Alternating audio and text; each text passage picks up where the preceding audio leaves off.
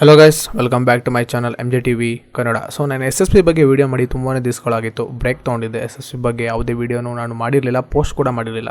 So ಇವತ್ತು SSP scholarship application status ಬಗ್ಗೆ video ಮಾಡ್ತೀನಿ. ಸೊ ನಿಮಗೆ ಅಕೌಂಟು ಕ್ರಿಯೇಷನ್ ಆಗಲಿ ಮತ್ತು ರಿನ್ಯೂವಲ್ ಆಗಲಿ, ಸೊ ಇದ್ರ ಬಗ್ಗೆ ಏನಾದ್ರು ಡೌಟ್ ಇದ್ದರೆ ಮತ್ತು ಅದ್ರ ಮೇಲೆ ವೀಡಿಯೋ ಮಾಡಬೇಕಂದ್ರೆ ಕಮೆಂಟ್ ಬಾಕ್ಸಲ್ಲಿ ತಿಳಿಸಿ, ನಾನು ಅದಕ್ಕೆ ಸಪ್ರೇಟ್ ವೀಡಿಯೋ ಮಾಡ್ತೀನಿ.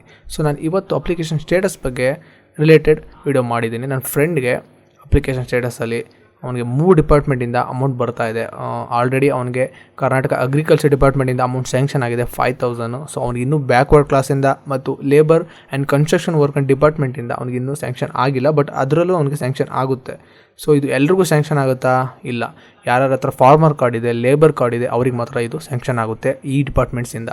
ಸೊ ನಾರ್ಮಲಾಗಿ ನೀವೇನಾದರೂ ಅಪ್ಲೈ ಮಾಡಿದರೆ ಬ್ಯಾಕ್ವರ್ಡ್ ಕ್ಲಾಸಿಂದ ಮಾತ್ರ ನಿಮಗೆ ಸ್ಯಾಂಕ್ಷನ್ ಆಗೋದು. SC/ST ಇದ್ದರೆ ಅದು ಬೇರೆ ಥರ, ಸೊ ಅದು ಬೇರೆ ಸ್ಟೇಟಸ್ ಬರುತ್ತೆ. ಬಟ್ ನಾರ್ಮಲ್ ಕೆಟಗರಿ ಅವರಾಗಿದ್ದರೆ ನಿಮಗೆ ಬ್ಯಾಕ್ವರ್ಡ್ ಕ್ಲಾಸಿಂದ ಮಾತ್ರ ಸ್ಯಾಂಕ್ಷನ್ ಆಗುತ್ತೆ. ಸೊ ಈ ರೀತಿ ನಿಮಗೆ ಸ್ಟೇಟಸ್ ಕಾಣಿಸ್ತಾ ಇದೆ ಒಂದು. ಸೊ ನಿಮಗೇನಾದರೂ ಸ್ಟೇಟಸಲ್ಲಿ ರಿಲೇಟೆಡ್ ಪ್ರಾಬ್ಲಮ್ ಇದ್ದರೆ, ಆಧಾರ್ ಸೀಡಿಂಗ್ ಬಗ್ಗೆ ಏನೋ ಪ್ರಾಬ್ಲಮ್ ಇದ್ದರೆ ಕಮೆಂಟ್ ಬಾಕ್ಸಲ್ಲಿ ತಿಳಿಸಿ, ನಾನು ಅದಕ್ಕೆ ವೀಡಿಯೋ ಸಪ್ರೇಟಾಗಿ ಮಾಡ್ತೀನಿ. ಮತ್ತು ಅಕೌಂಟ್ ರಿನ್ಯೂವಲ್ ಆಗಲಿ, ಅಕೌಂಟ್ ಕ್ರಿಯೇಷನ್ ಆಗಲಿ, ಅದ್ರ ಬಗ್ಗೆ ವೀಡಿಯೋ ಮಾಡ್ತೀನಿ.